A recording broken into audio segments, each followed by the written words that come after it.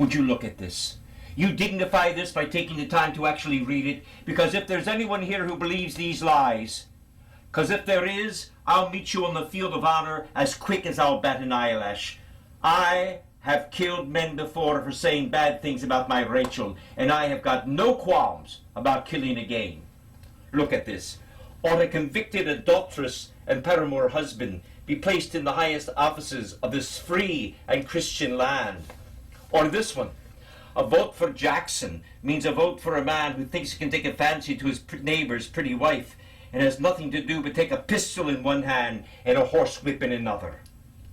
Well, no race for the presidency had sunk so low in mudslinging than what the supporters of John Quincy Adams did to my Rachel, a deeply religious woman whom I loved deeply. Well, I suppose there was a basis of fact on both accounts, but it was not the sort of thing one brings out in a campaign. I didn't mind the attacks on me. I could withstand those. Most were probably true, or at least founded in truth, for I had led a wild life. I was born on the border of North and South Carolina on March the 15th, 1767. My mother and father had immigrated from Ireland just 2 years earlier, and my father died just days before I was born. I attended a small country school where I learned to read, and most of the adults in town couldn't, so we youngsters took turns reading aloud in the town square whenever papers or important documents reached the area. I remember one particular afternoon in particular. It was the thrill of my life up until then. I stood in that town square and read as loudly as I could. When in the course of human events it becomes necessary for one people to dissolve the political bands which have connected them with another, and to assume among the powers of the earth the separate and equal station to which the laws of nature and nature's God entitle them. The Declaration of Independence. I was only 9 years old, but the words were so thrilling. And when I was 13, my brother and I actually fought for the cause of independence, and a year later we were captured by the British and held prisoner. It was to be an event I would always remember.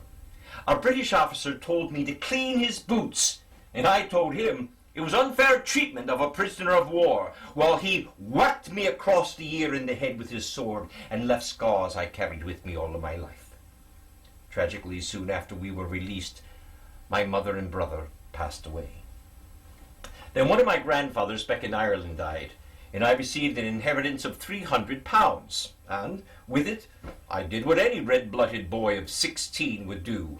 I went to Charleston, South Carolina, and wasted the whole thing on horse races, clothing, dice, drinking, and the women of Charleston. Yee-hoo! Then in Salisbury, North Carolina, I settled down enough to learn law, but I also pursued every eligible young lady in town. It was said that the mothers of the town were happy indeed when I left as one of the first travelers along the newly opened Cumberland Road. I was 21 years old and would be to enter the western frontier, where I felt completely at home. And I quickly established myself as a lawyer who could help a creditor collect his bills both inside and outside the courthouse. Now, because land was the currency of the frontier, I quickly became one of the largest landowners in the territories. In Nashville, I took up residence at a boarding house run by a Mrs. John Donaldson. When I remember the first day I knocked on that door. I opened the door, and standing there was a red-haired, freckle-faced man with the bluest eyes I'd ever seen. When my mother accepted Mr. Jackson as boarder, my heart took wings. We became the closest of friends. My mother, Andy's friend Mr. Overton, Andy and I'd oftentimes go picnicking down by the river and spend the afternoons in fine conversation. I related to Andy how I'd come west with my father. Daddy had served 3 terms in the Virginia House of Burgesses when I was a youngster. During that time, I had the pleasure of meeting and visiting many famous Americans, including George Washington. When I was 12 years old, my father took our family on a perilous 2,000-mile journey down the Holston River to the Tennessee River, down the Tennessee to the Ohio, up the Ohio to the Cumberland, and down the Cumberland to a brand new settlement known as Nashville. Our trip was chronicled later in part of Theodore Roosevelt's book, The Winning of the West. We moved again when I was 17 to the settlements of Kentucky, and it was there that I met a local Revolutionary War hero, Captain Charles Robards, my husband.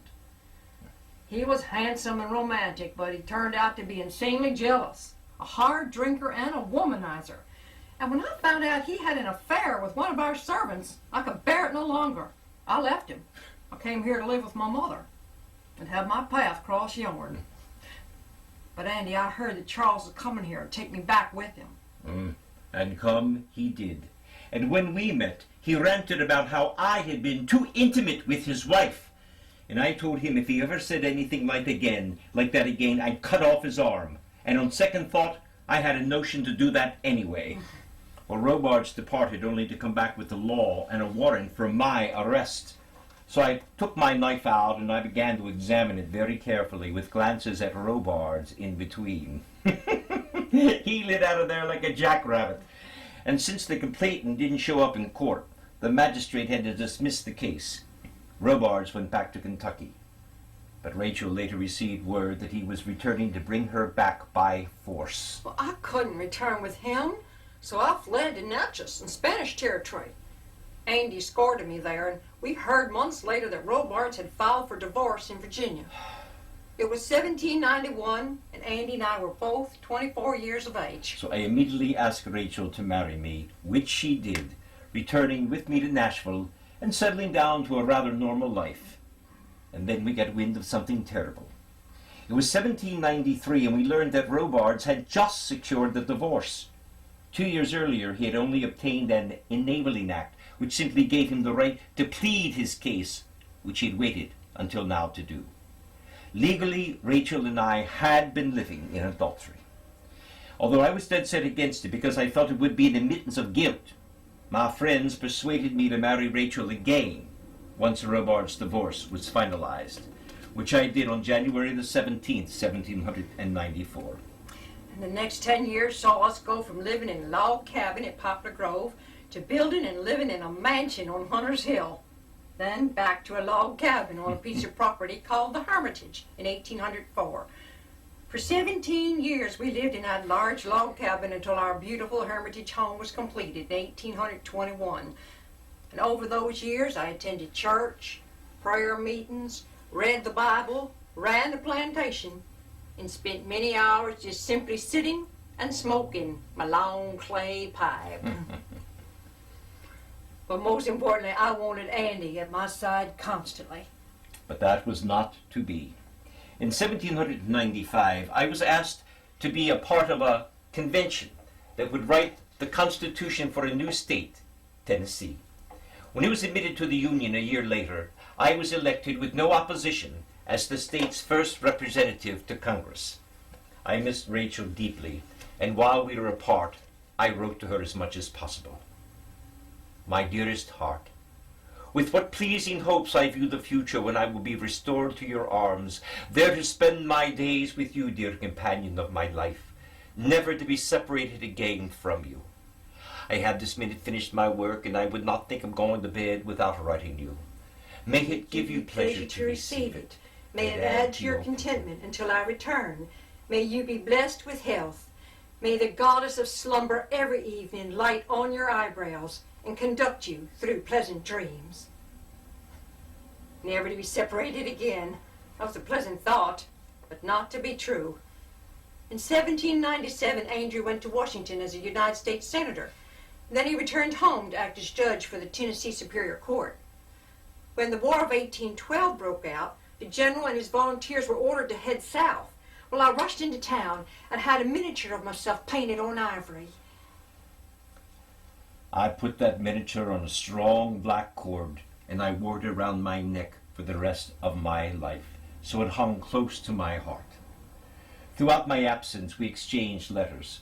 Rachel wrote, "Do not, my beloved husband, let love of country, fame, and honor make you forget you have a wife. My thoughts are forever on thee. Where'er I go, where'er I turn, my thoughts, my fears, my doubts distress me. Then a little hope revives, and that keeps me alive. But my blessed Redeemer is making intercession with the Father for us to meet again, to restore you to the bosom, where every vein, every pulse beats high for your health and your safety.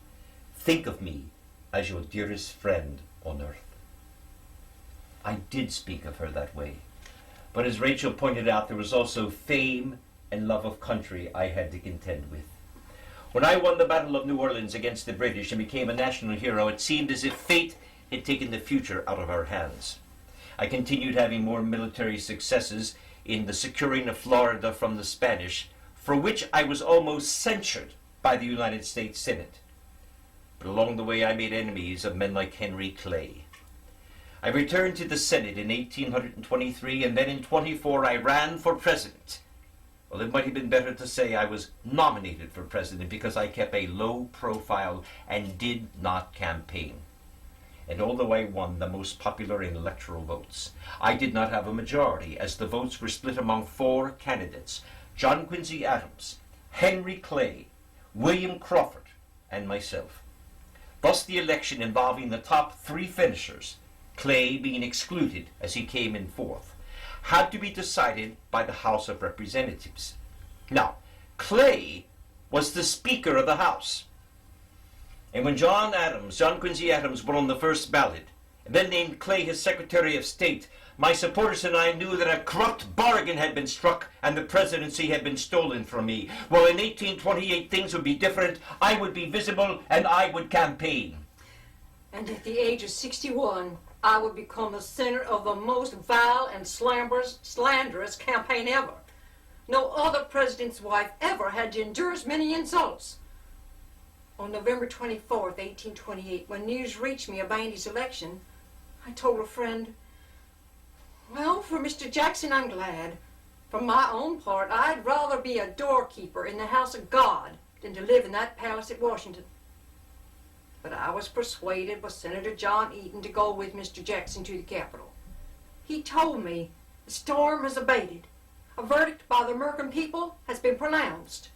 If you should be absent now, your persecutors will chuckle, and they'll say that they have driven you from the field of your husband's honors. Well, as usual, I gave in. I even went shopping for clothes to take with me to Washington, including a beautiful white dress that I planned to wear at the inauguration. But I would never attend Mr. Jackson's inauguration. When I finished my shopping, I stopped to rest in the office of a newspaper editor friend of mine. And while sitting there, my eyes fell for the first time upon a stack of pamphlets filled with those campaign smears and retorts. Well, I had heard of what had been said, but only in a general way. Andrew shielded me very well. But now, when I understood the extent of the slander, how they had dragged up our past, calling me an adulteress, and joked about the figure I'd represent to all American women. A crude, pipe-smoking frontierswoman with none of the upbringing of the other president's wives. My heart broke down, and I wept hysterically.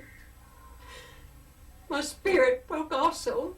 I became ill, and within only weeks, on December 22nd, I passed over into the house of God.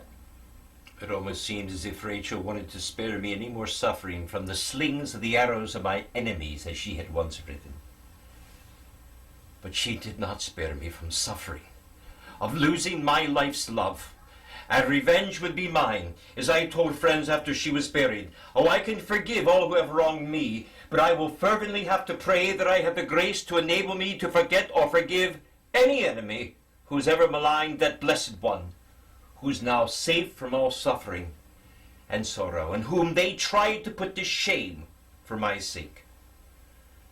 I buried Rachel in the garden of our home, wearing the gown that she was to wear to my inauguration, and I placed at her headstone an inscription.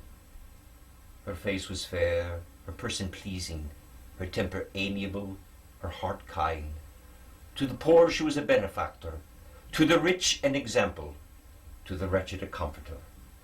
Her piety went hand in hand with her benevolence, and she thanked the Creator for being permitted to do good. A being so gentle and so virtuous, slander might wound, but could never dishonor.